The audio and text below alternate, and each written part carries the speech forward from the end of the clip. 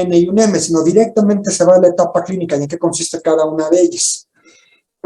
Vean, vamos a empezar con la 1A y 1B. 1A, cuando el tumor no invade al miometrio, o si lo invade menos del 50%. Y 1B es que invade más o igual del 50% del miometrio. A ver, no entendí muy bien esto, doctor. Vamos a verlo en imagen. Esta imagen la tienen en su manual. Vean, tenemos 1A y 1B. Recuerden que la capa más interna, ese es el endometrio.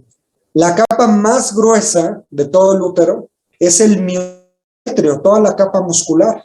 Entonces, aquí lo que te dice la etapificación es que FIGO 1A es que el tumor, tal como vemos en la imagen, esté solamente en el endometrio.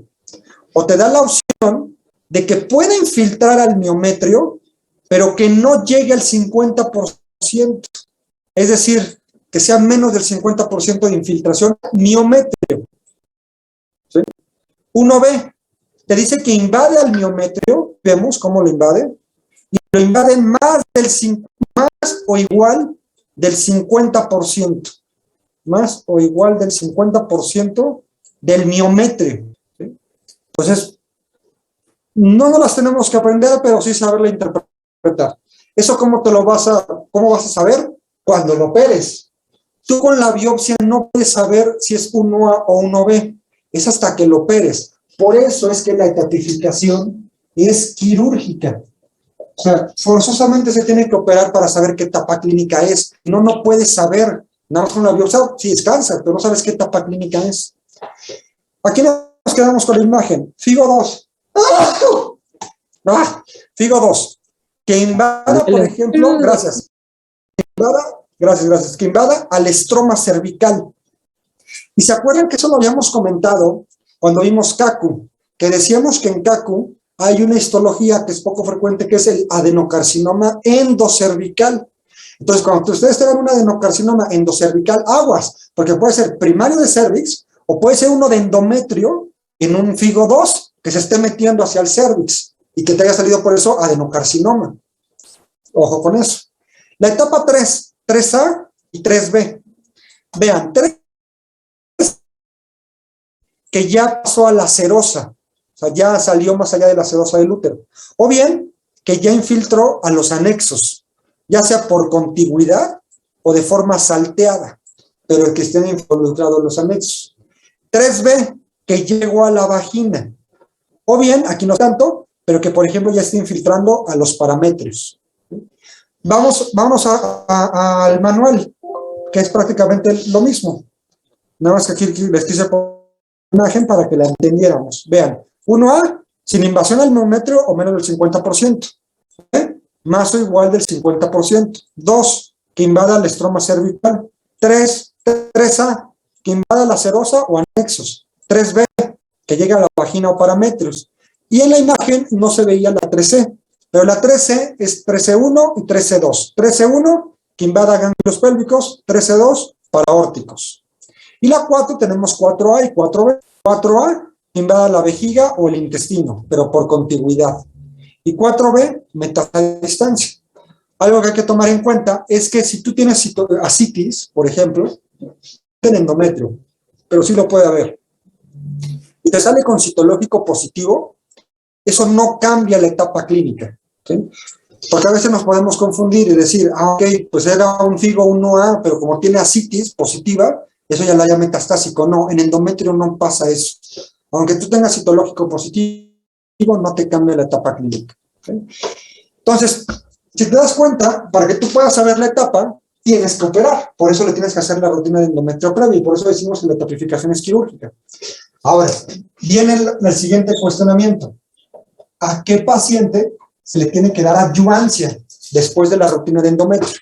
Y para eso, vamos a clasificar a los pacientes en la clasificación de riesgos. Y vamos a tener 3 riesgos. Riesgo bajo, riesgo intermedio y riesgo alto. ¿Y cómo vamos a poder clasificarlo en base a riesgos? nos vamos a ir a esta tablita que también la tienen en su manual. La clasificación de riesgos. Entonces, fíjate. Ay, un tantito. Está.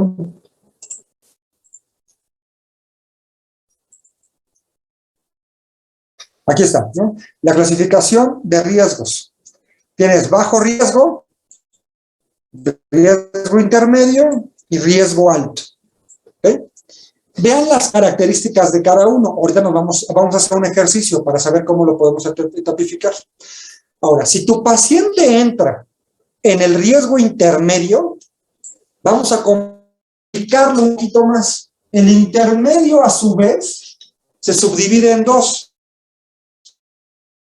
Intermedio alto vamos a poner intermedio bajo e intermedio alto. Entonces, con todas estas subclasificaciones tendríamos 4 riesgos. Riesgo bajo, riesgo intermedio bajo, riesgo intermedio alto y riesgo alto. Tendríamos 4 clasificaciones. Ahora, ¿cómo saber esta subclasificación del riesgo intermedio? Bueno, para eso, entonces, riesgos. Recuerda que al paciente lo operaste, esto es para valorar adyuvancia. Para riesgos. Riesgo bajo, riesgo intermedio, riesgo alto. El intermedio, a su vez, se subdivide. Riesgo intermedio bajo, riesgo intermedio alto. ¿Cómo saber si es intermedio bajo o intermedio alto? Para eso nos vamos a ir a un estudio, que es el estudio GOG 99. Un tantito.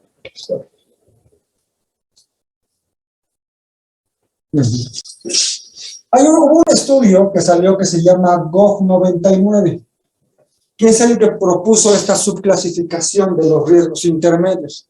Y toma en cuenta 3 características. Primera característica, que el paciente tenga invasión profunda del miometrio. Invasión profunda del miometrio. Segunda, que el paciente tenga un grado 2 o 3 de diferenciación, que sea moderadamente diferenciado o pobremente diferenciado. Y tercera característica, que el paciente tenga invasión linfovascular. Y aparte de eso, toma en cuenta la edad. Entonces el paciente lo divide en 3. El paciente con una edad de más o igual de 70 años, al paciente que va de los 50 a los 69 años, y el paciente que va de 18 a 49 años.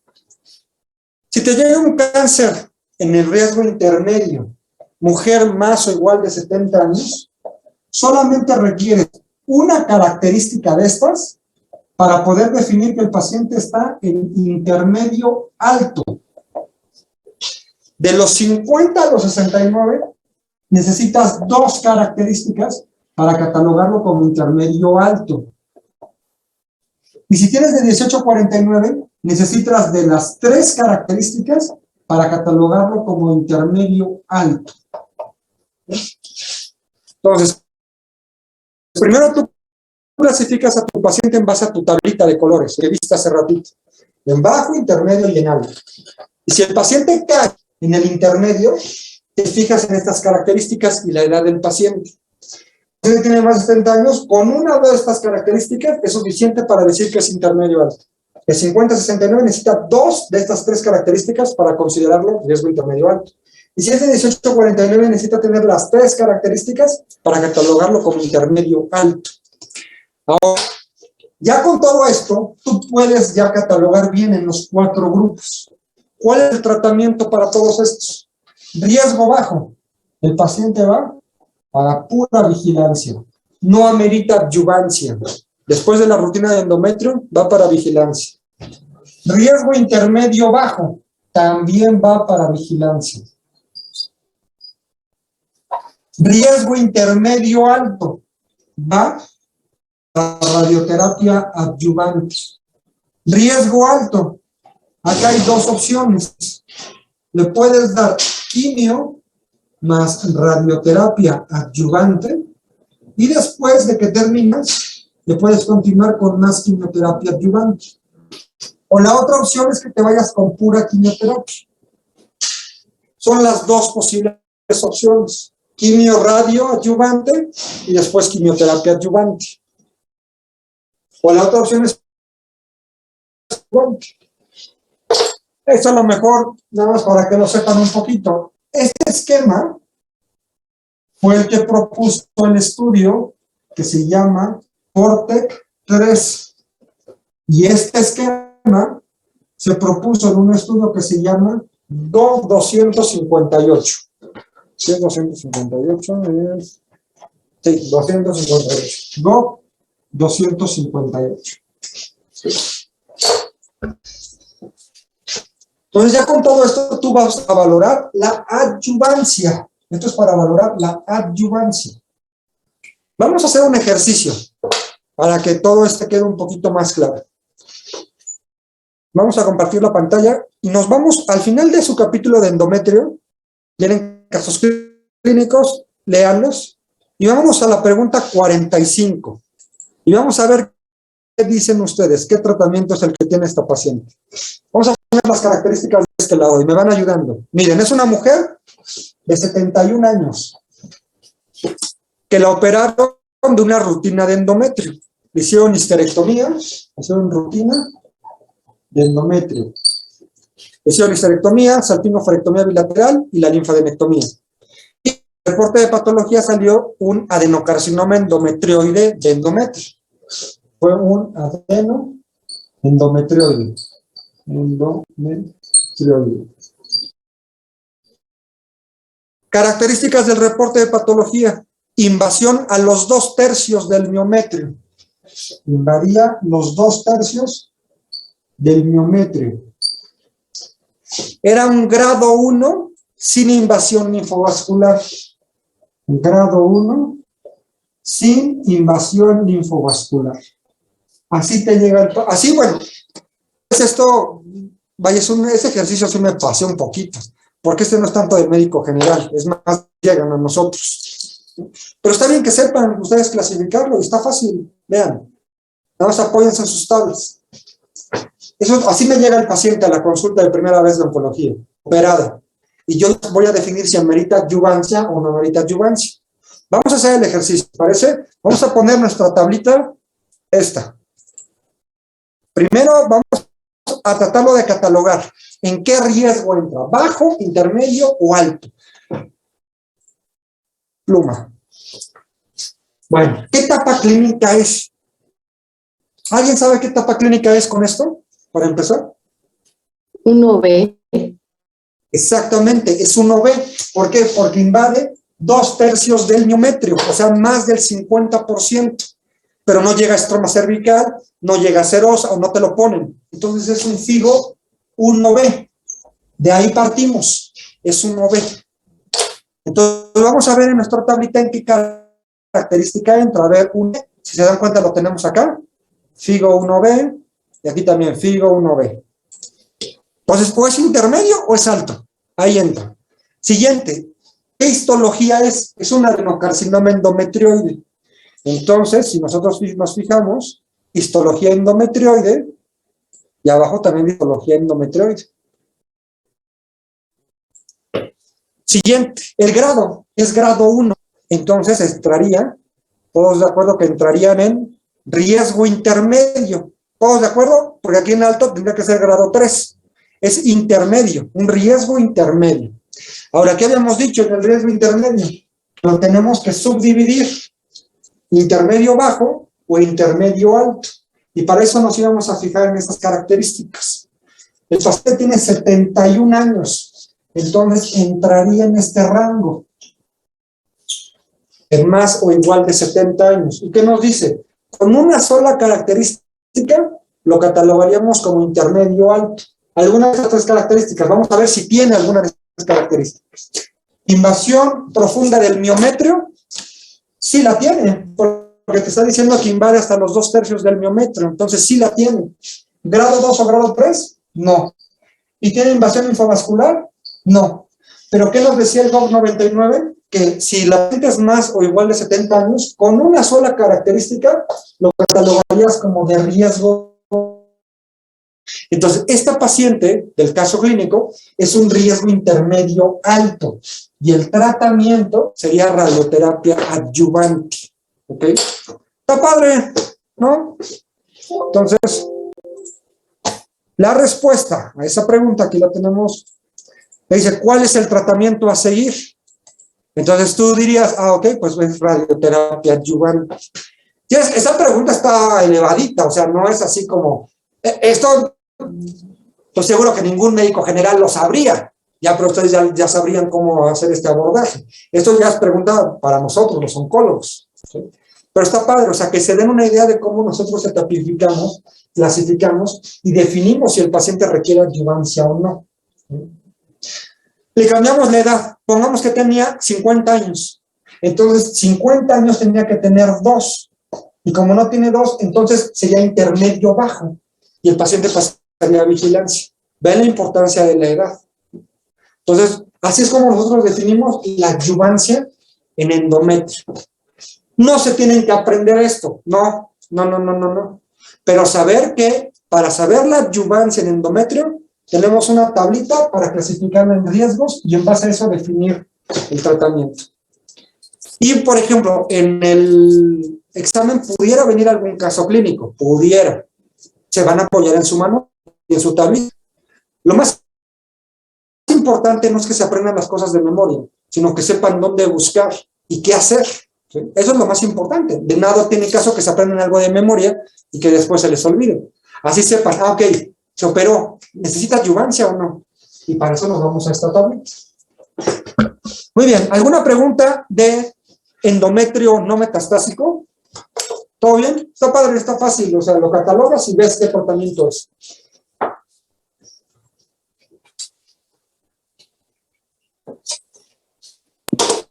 Doctor, ¿Sí? igual aquí en endometrio tampoco hay una adyuvancia, ¿verdad? Tampoco. Fíjate que eso ha sido una tendencia última, de que, por ejemplo, si es un tumor grande, pero que no es metastásico, tal vez le pudieras dar una adyuvancia y en un futuro evaluar una rutina de endometrio hasta cierto punto. Pero todavía no es como que un estándar, o sea, totalmente. ¿Vale? Pero no es así como que tan bien definida la neoadyuvancia. Sí hay estudios y sí se pudiera considerar, pero no es así como que, así que sí hay neoadyuvancia a las pacientes, no. Lo ideal es que se operaran, pues evaluar adyuvancia. Gracias, doctor. ¿Vale? Bueno, muy bien. Entonces, regresamos a donde estábamos, en base a la tomografía. ¿Te acuerdas que con la tomografía definíamos si el paciente era metastásico o no metastásico?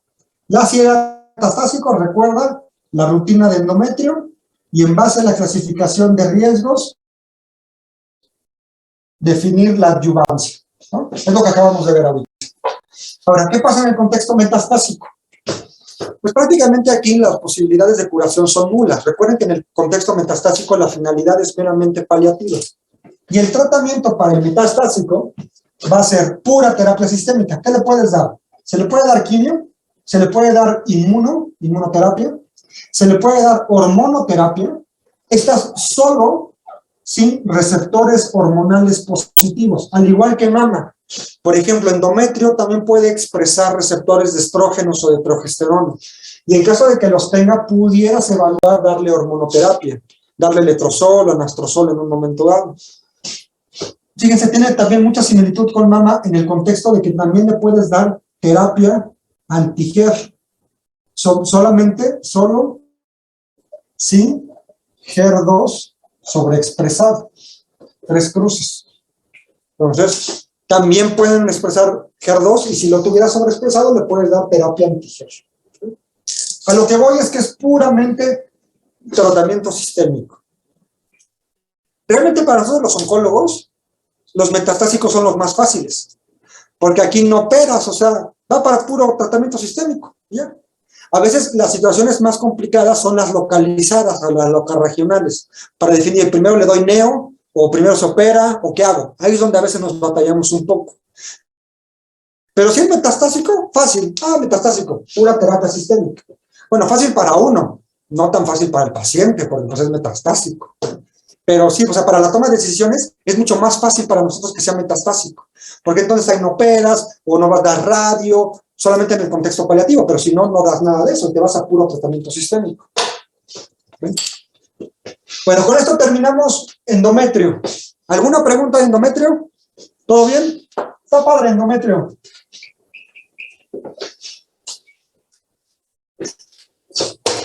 Bueno, pues estos últimos minutos, igual estos últimos 13 minutos, fíjense, terminé exactamente con el grupo pasado, 13 minutos. Vamos a empezar a hablar de ovario. Ovario. Para empezar a hablar de ovario tenemos que saber que existe una clasificación en cuanto a sexología. Es decir, tenemos cáncer de ovario epitelial y cáncer de ovario no epitelial. Epitelial y no epitelial. El epitelial es el más frecuente. El más frecuente. Y la edad de presentación generalmente después de los 60 años. Un promedio a los 63 años, más o menos. Muy diferente al no epitelial. El no epitelial es poco frecuente, es raro.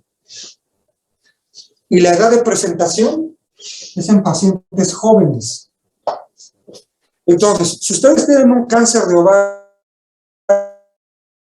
piensen que es un no epitelial, porque la mayoría es epitelial, y cuando es epitelial, generalmente son en personas después de los 60 años, generalmente. Pero si ven una mujer joven de su edad, por ejemplo, 18 años, con un cáncer de ovario, lo más probable es que sea un no epitelial. Y hay dos no epiteliales. Tenemos el de cordones sexuales, y los germinales. Cordones sexuales y los germinales. ¿Okay? Pues una joven con un cáncer de ovario, piensen que es o de cordones sexuales o germinales. Lo más frecuente es que sean germinales, entre los dos. Pero en general son poco frecuentes. Es mucho más frecuente la histología epitelial.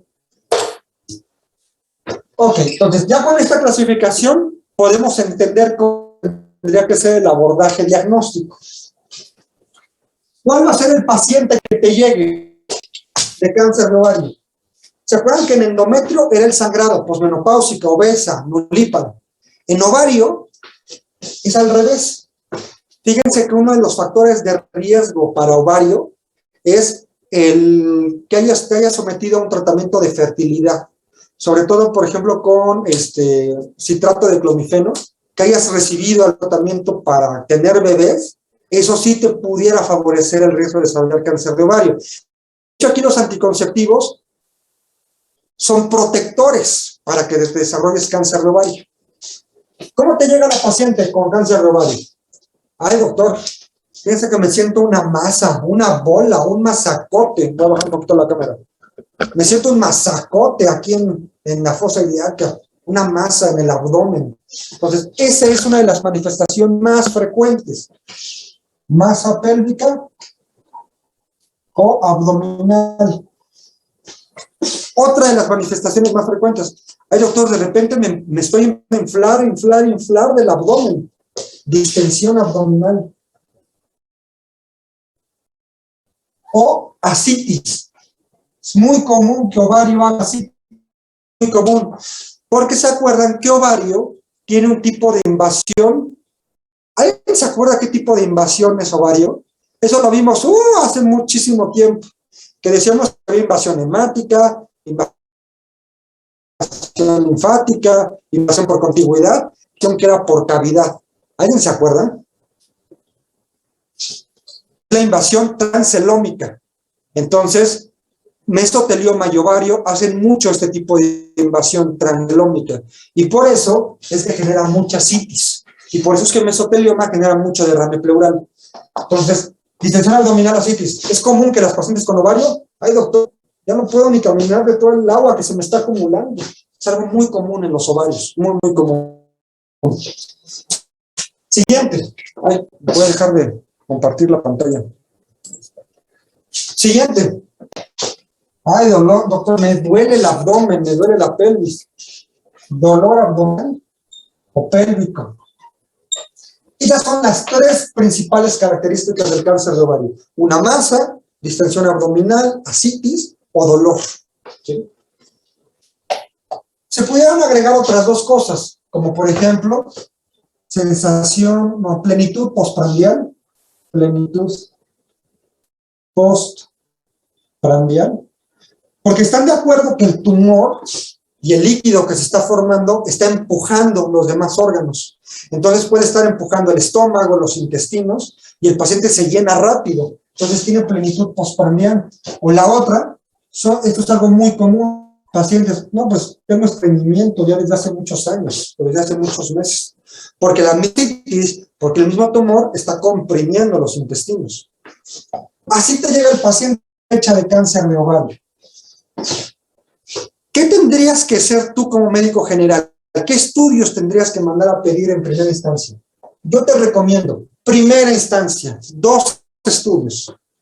Un ultrasonido de abdomen completo, abdomen pélvico, abdomen pelvis, y otro estudio que tienes que mandar a pedir, un CA 100.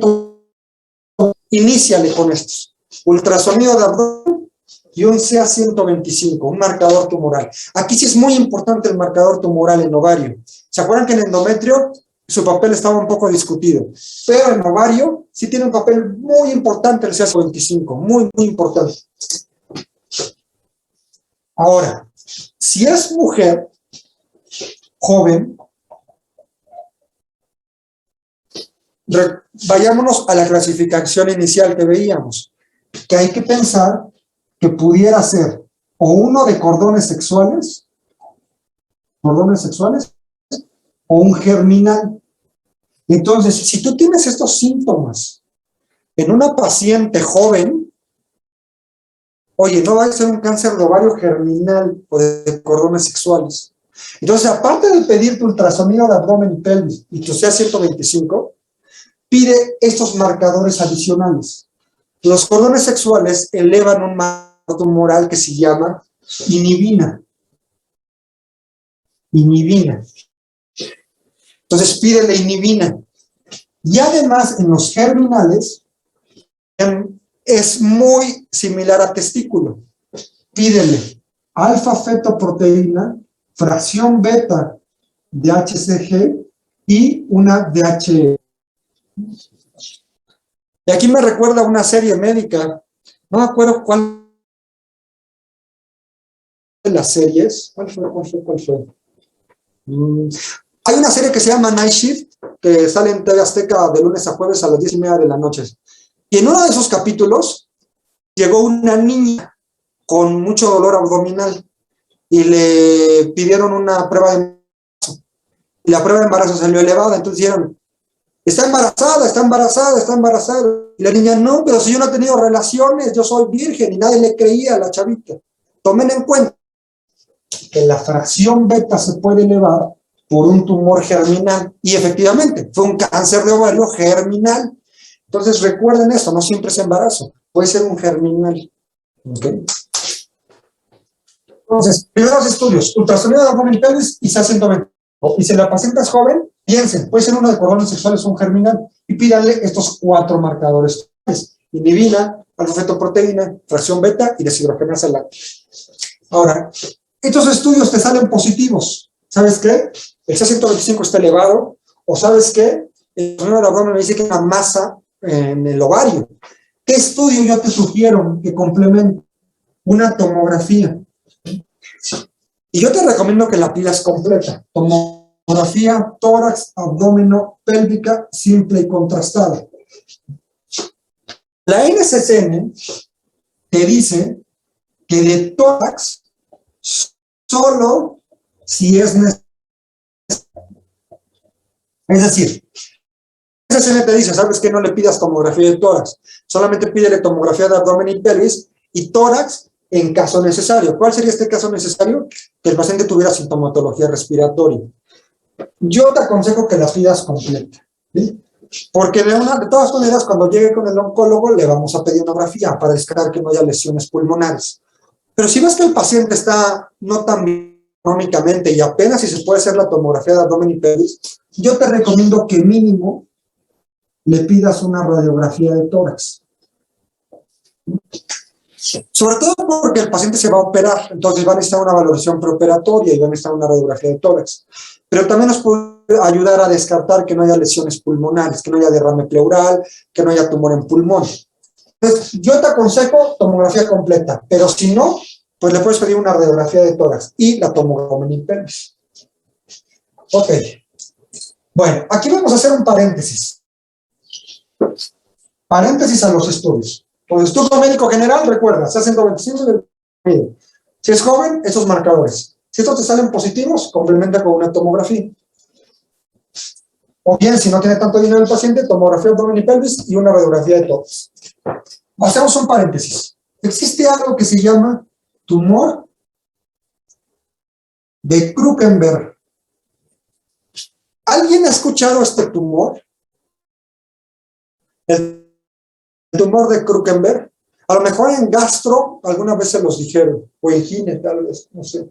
Bueno, el tumor de Krukenberg es cuando tú tienes un primario intestinal, pero que dio metástasis al ovario. Y el paciente debuta con el problema del ovario. Es decir, empieza con la masa en el ovario como si fuera un cáncer primario de ovario, pero realmente no es de ovario, sino era de intestino y que dio metástasis ovario. Y a lo mejor clínica no tiene tanto sintomatología intestinal, pero sí del ovario. Eso es el tumor de Krukenberg. Y eso se ve mucho cuando la histología es mucinoso. Histología mucinosa. Es muy frecuente ahí que si es mucinoso, aguas, porque puede que viniera de intestino, principalmente de apéndice. De hecho, ahorita vamos a ver el tipo de cirugía que se hace en ovario, pero si el cáncer es mucinoso, se tiene que quitar el apéndice, porque probablemente de ahí venga el tumor original del apéndice y se haya diseminado al ovario. Es interesante el tumor de Krukenberg. Lean de él, muy interesante. Bueno, y en este caso, de que fuera un tumor de Krukenberg, quisiéramos agregar un marcador tumoral que fuera un antígeno carcinoembrionario. ¿Se acuerdan cuando vimos colon recto? Que decíamos que era parte del abordaje, un antígeno carcinoembrionario. Aquí como está lo que es inicial en intestino, o sea, el tumor primero está en intestino, sí valdría la pena pedir un antígeno carcinoembrionario. Pero esto no lo sabrías de forma inicial, esto lo sabrías hasta que lo operen al paciente, por eso lo entre paréntesis este. Tus estudios iniciales como médico general son estos, sea 125, ultrasonido de abdomen y pelvis, si es joven le puedes pedir esto, ¿no? Y ya si esto saliera positivo, tomografía. Esto del ACE, pues realmente sería hasta que tú tuvieras el reporte de patología, hasta que la operaran y tú dijeras, es mucinoso, pues vamos a pedir el antígeno carcinoembrionario. Pero no tendrías forma de saberlo hasta que operaran, ¿vale? Bueno, ahora, ¿qué sigue? Entonces, nos regresamos un poquito acá. La paciente te llega con el cuadro clínico. Tú le pediste de forma inicial, recuerda, tu CA125, tu ultrasonido. Este te salió positivo. Hiciste una tomografía. Recuerda que si es paciente joven, le pediste inhibina, le pediste alfa-fetoproteína, le pediste fracción beta de HCG y le pediste DHL. ¿Qué sigue después de esto? Bueno, el paciente, aunque sea metastásico, no importa, se tiene que operar. ¿Se acuerdan cuando decíamos en la primera clase? Tumores que aunque sean metastásicos se tiene que operar el primario, y uno de esos era ovario. Ovario, aunque sea metastásico, se tiene que operar. Y la cirugía de ovario se llama cirugía etapificadora completa de ovario. ¿Quién hace la cirugía tapificadora completa de ovario? ¿El oncólogo o el gineco-oncólogo? La cirugía etapificadora completa de ovario. Y para ahorrarnos un poquito de tiempo, que ya estamos sobre el tiempo, nada más quiero que vean en qué consiste la cirugía tapificadora de ovar. Aquí está. Voy a compartir la pantalla y ya con eso terminamos. Ven, está en la página 199. El cirujano y tiene que hacer una citología peritoneal. Es decir, si tiene ascitis, esa la tiene que mandar a estudiar. Si no hay ascitis, tiene que hacer un lavado peritoneal y eso lo tiene que mandar a analizar. Segundo, tiene que evaluar todo el abdomen y hay que tomar biopsias aleatorias o de un sitio sospechoso. Tercero, tiene que hacer histerectomía con salpingo o forectomía bilateral. Tiene que hacer disección ganglionar. Tiene que hacer omentectomía. Y si es mucinoso, lo que decíamos, apendicectomía. Vea que es una cirugía muy amplia. O sea, no solamente es quitar el ovario y ya. Se tiene que hacer una cirugía tapificadora completa de ovario. El paciente que me llegó hace 2 días, vaya, yo le digo, yo no tengo nada en contra de los gines. Hay muy buenos ginecólogos, tengo muy buenos amigos ginecólogos. Pero, por ejemplo, y a veces es fácil hablar desde la retrospectiva. Este paciente una masa, se sintió una masa, se hizo un ultrasonido, salió una masa en el ovario derecho, fue con el gine le pidió CA-125, estaba elevado, le pidió una tomografía, se documentaba la masa en ovario derecho, lo opera el gine y nada más le quita el ovario, nada más se le quita el derecho, y así ya llega conmigo, cáncer. Oye, ¿qué le quitaron? ¿Matriz, ovario? No, solamente me quitaron el ovario derecho. Sí. Pues, ¿qué pasa con este paciente? Hay que enviarlo con el oncólogo quirúrgico, con el gineco-oncólogo, para que le complete la cirugía. Porque si no, no sabemos cómo está el otro ovario, cómo está la matriz, cómo está todo lo demás. Si les llegara a pasar a ustedes también que solamente se quitó el ovario, tienen que enviarlo para que el cirujano le complete la cirugía, le haga una cirugía tapificadora completa de ovario. ¿Sí? Igual que en endometrio, fíjense, hay que hacer la rutina de endometrio que es completa y en ovario la cirugía tapificadora completa, que ya vimos todo lo que consiste. Para la próxima clase van a estudiar los siguientes términos. Van a investigar qué es, y viene ahí en su manual, qué es citorreducción primaria, qué es citorreducción primaria óptima, qué es citorreducción primaria subóptima, qué es cirugía de intervalo, qué es citorreducción secundaria y qué es cirugía de second look. Aquí sí hay muchos términos en cuanto a la cirugía y que sí son importantes que lo sepamos. Citorreducción primaria óptima, citorreducción primaria subóptima, cirugía de intervalo, citorreducción secundaria y second look. Todo ahí en su manual, en la página 199 y 200. ¿Okay? Ya llegamos a la 200 tan rápido. ¿Se acuerdan que hace unas 2 semanas íbamos en la 100? Ya llegamos a la 200. La próxima clase vamos a evaluar en qué consisten estas cirugías, pero léanlas, estudienlas, y vamos a evaluar la adyuvancia. ¿Qué paciente adyuvancia? ¿Qué paciente se va para neoadyuvancia? Aquí en ovario sí hay neoadyuvancia. ¿Y qué paciente se va en el contexto paliativo? Eso lo vamos a ver la próxima clase. Bueno, ¿alguna pregunta, algún comentario que tengamos? Está padre, ahí van los ginecológicos. Para la próxima clase, ya contesten todas sus preguntas de los ginecológicos, cervicuterino, endometrio y ovario. Porque ya la próxima clase terminamos ovario, que ya no falta nada, y hacemos las preguntas de participación de los ginecológicos. Y ya empezamos con los urinarios. Empezaremos riñón, vejiga y testículo. La próxima semana estaremos hablando de eso. Bueno, está padre. Cada vez sabemos más. Bueno, ¿algún comentario, alguna pregunta? Y si no, pues sería todo por el día de hoy. Cuídense, que pasen un bonito fin de semana y nos vemos la próxima semana. Bye. Gracias, doctor. Gracias, doctor.